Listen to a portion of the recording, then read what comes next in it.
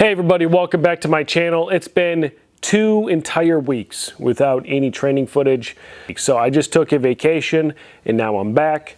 Now, day 1 of training, I'm just gonna tell you right now, and honestly, I'll probably say it during the voiceover as well. I drove like 14 hours or, actually I think it was 12 hours. I'm giving myself too much credit. I drove like 12 hours straight the day before. I don't drink water when I'm driving because I don't like to stop to have to use the bathroom or anything. So the first day of training didn't go well. I was super dehydrated, but it was a much needed vacation. I had tons of fun, a great time, and I was excited to get back in the gym and then of course start producing these videos so you guys can watch and see how I'm doing as I prep for my Strongman competition that's happening in August. There's really not too much to update in terms of other stuff that's going on. So as you know, if you've been watching the channel for any period of time, I am in the process of moving into Garage Gym 4.0. We should close on our house at the end of May. That should happen. So we should see some movement occurring with the gym around, early June, mid-June. I'll actually be able to start training in that facility. I have a ton of great content planned for you guys once I get into that new gym, and I hope that you choose to stick around, which on that note, if you'd like to stick around, hit that subscribe and hit the bell for notifications. I am still working on shirts as well, so I'm going back and forth with the people that make these shirts. There's a gradient issue with one of my graphics, so that is the reason that it's delayed. So if you had messaged me and you're interested in a shirt, I have your order, so to speak, and when those come in, I will send out messages to make sure that people are able to get me correct shipping addresses and so forth. On that note, if you're interested in a shirt that has this logo, go ahead and drop me a DM on Instagram. You leave a comment here on the YouTube channel, and I'll be sure to try to reach out to you as soon as those shirts come in, and we'll try to get those distributed. But with that, I'm just gonna send it straight over to the voiceover. We can see how this week's training went, and I will catch you right back here at the end of the training video. And welcome to the voiceover. So day 1, right out of the truck, driving all the way from South Carolina. Basically, I broke it down into 2 different training days based on the day of the week that we got back. I was able to get a push day and a pull day. So this is my push day. So started off with Shoulderok, went into some strict-ish press, and the way that I organize the training, and again, it's really just kind of like whatever training, just kind of messing around. So I did 5 reps of a weight that I could do for 5. So there's 155. And then I did 3 reps of something that I knew I could do for 3, depending on how I thought I was doing for, set number 1. And then I did a drop set where I went, usually it was the same weight as set number 1, but also sometimes it went a little bit lower. So here's 135 pounds for 5.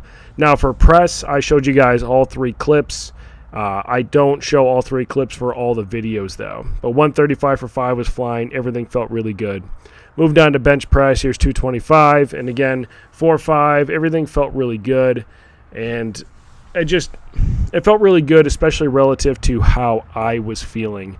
Now, like I said in the intro video, when I'm traveling, I really don't like to drink that much water.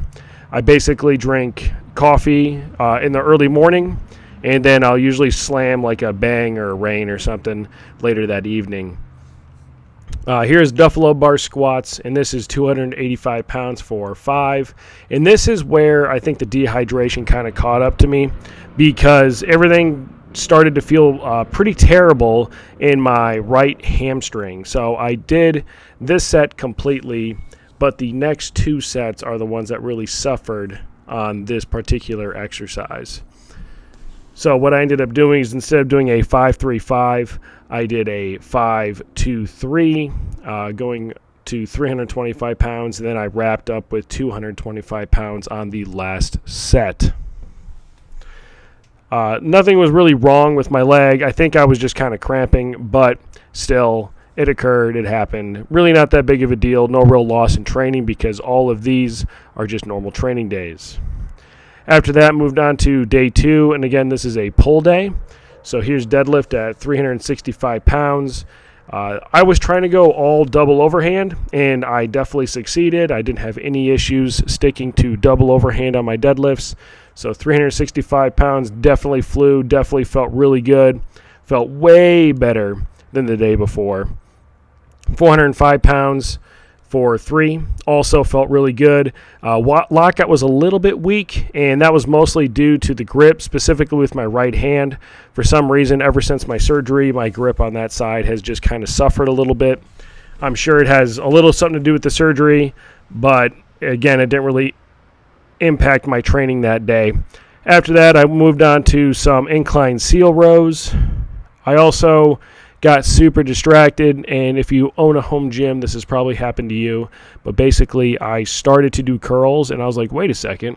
I can do a lot of weight on curls. Like, have I ever actually done curls? And so I ended up working up to this top set you see right here of 120 pounds. I did try to go a little bit higher than that, and it did not go so well. After that, wrapped up with some monster triangle chins. Now, keep in mind, this is the last I usually call it anarchy week, but I'll program deload weeks as either deload completely or as anarchy weeks. And during anarchy, I just kind of go in and do whatever I want. And that's kind of what you just saw there, was a version of anarchy week. Now, coming into week 6, which is what you're seeing here, I wanted to try a version of training I'd done in the past. Now, I had trained under Never Sate Athletics, and if you've ever heard of Brian Alsruhe or ever watched Never Sate videos, he is a very intense and very talented individual. And I used to train where basically we would do Strongman every day of the week. It was just a variation of Strongman rather than having a Strongman Saturday. If you follow me on Instagram, you might recall a story question where I asked people, hey, would you rather do Strongman every day or just Strongman Saturday? That's why I was asking the question.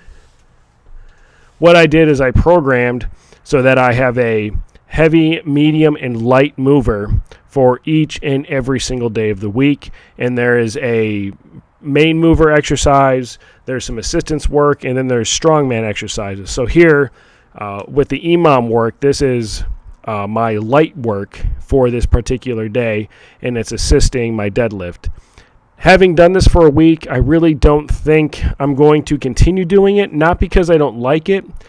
It's mainly just because of the fact that I don't really think it's going to be something that I could realistically do when we move into the new house. I don't think I'm going to be able to actually do Strongman in the neighborhood that we're living in on a daily basis, especially at the hour that I train. I typically start training at about 5 to 6 a.m. Now here's day 2. And again, I'm all about the Shoulderok. I keep showing you guys Shoulderok video, but I freaking love this thing. If you have any sort of shoulder issues, or even if you don't, try one out. See if you know somebody that has one. Hit me up if you live in Ohio. You come try mine out. I love the thing. It's a great piece of equipment. So here is log cleaner press 10x3 for 165 pounds. This happened every minute on the minute. And again, this is my light work for the day. Now here's the benefit with some Strongman stuff. So I have a max log cleaner press occurring in my next competition. So what you'll likely see is I'll still continue to program the log cleaner press throughout the week as well as on Strongman Saturday, just because I obviously need to work on that lift quite a bit. After that, I moved on to log rows. Now, sometimes when you have a log out, it just kind of makes sense to continue using the log, so I just used it to do my rows. And then after that, went on to my monster triangle chins. And again, with these 5x2s that you're seeing, these are my heavy work for the day. After that, moved on to strict ish press. And again, this is 3x8 at 135 pounds. This took a lot out of me, and this is my medium work for the day. So the medium work captures my, I don't want to say hypertrophy because I feel like I'm probably incorrect in saying that. But basically, my medium work is my high rep work, and everything else is just kind of, heavy is heavy. That's your, heavy work. Light is usually done every minute on the minute. So here is day 3 of the week. Now, day 3 was interesting. Normally, I train at home, 5 to 6 a.m., somewhere around that to start. I had to go and shoot some weapon systems this morning, and so I didn't really have time to train in the morning, shower, change, get to work on time, and go and, you know, qualify. So what I did is I just went to the shop where there is a beautiful gym that I helped design back in 2017, somewhere around that time frame. And so I managed to do 315 on the bar for 3x8, but it just crushed my post-surgery shoulder. It felt really bad for about a day and a half, but I think it's just because of obviously the post-surgery part of it. After that, moved on to farmer's walk, and then of course finished with these rolling thunder deadlifts. I did manage to not make enough time to do lunges, which were programmed for this day, but if I'm being honest, I really hate lunges, so I'm not too heartbroken about it. So then we move on to day 4. Now, day 4 is Saturday. This happens at 8 o'clock in the morning, and this is traditionally what I would call my Strongman Saturday. So I'm sure it's really funny for anybody that's followed me to see me doing bench press. So view 2 here is because I was trying to diagnose an issue where my right side was a little bit behind my left, but of course, now that I was cueing it, I managed to cue it out of my bench. After that, moved on to Pendlay rows, 3x10, high volume, medium weight work at 185 pounds. And that's what you're seeing right here. After that, I got the bench press back out, and I adjusted my zero gap bench back to the incline setting and knocked out 3 sets of 10 with 55 pounds per hand. Again, not really a heavy weight. Honestly, this was probably a little bit light for the work, but we were at this point just kind of BSing more than we were actually training, which is bad probably, but you know, sometimes you got to catch up with people, and again, I'm getting back from 2 weeks of vacation. After that, I busted out my Circus dumbbells, and we warmed up with the little red dumbbell you see in the background. And of course, this is Big Blue. Big Blue weighs 107 pounds empty. And I was just doing 10 sets of 3, not every minute on the minute. It was my light work for the day, and I'm just cleaning every single rep.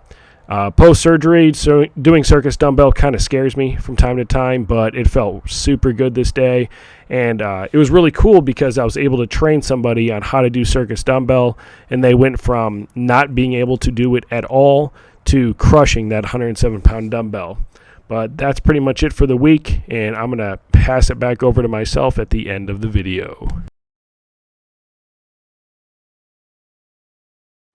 All right, so obviously a lot going on in my training right now, a lot of exciting stuff as I try to figure out my new schedule now that I live back in Ohio. I'm looking forward to a lot of really cool things to happen in the garage gym with my programming and also with equipment. I appreciate each and every single one of you that watch these videos every week, and remember that when it comes to your garage gym training, you should always keep it better, awesome, and of course, badass, and I will see you guys right here next week.